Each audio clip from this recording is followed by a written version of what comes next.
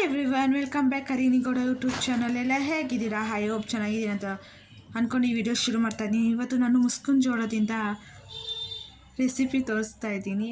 ಮೊದಲಿಗೆ ನಾನಿಲ್ಲಿ ಒಂದು ಮುಸ್ಕಿನ ಜೋಳ ತೊಗೊಂಡಿದ್ದೀನಿ.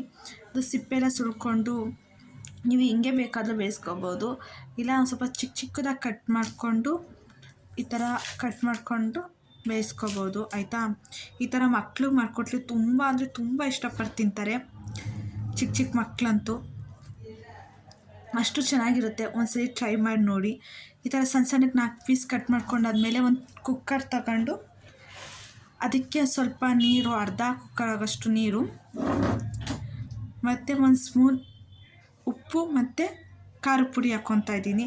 ಈಗ ನಾವು ರೋಡ್ ಸೈಡ್ ಬೇಯಿಸಿರೋ ಕಾರ್ನ್ ಕೊಡಿಸಿ ಇದಾಗೋಕ್ಕಿಂತ ಮನೇಲೇ ನಾವು ಈ ಥರ ಮಾಡಿಕೊಟ್ರೆ ಮಕ್ಕಳು ತುಂಬ ಅಂದರೆ ತುಂಬ ಇಷ್ಟಪಡ್ತಾರೆ.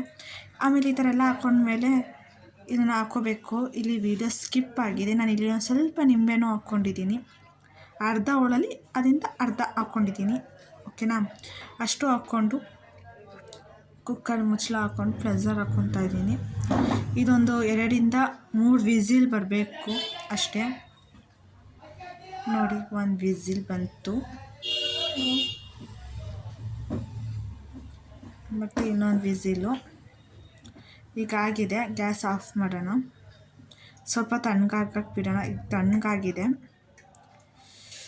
ನೋಡಿ ಎಷ್ಟು ಚೆನ್ನಾಗಿ ಬಂದಿದೆ ಅಲ್ವಾ?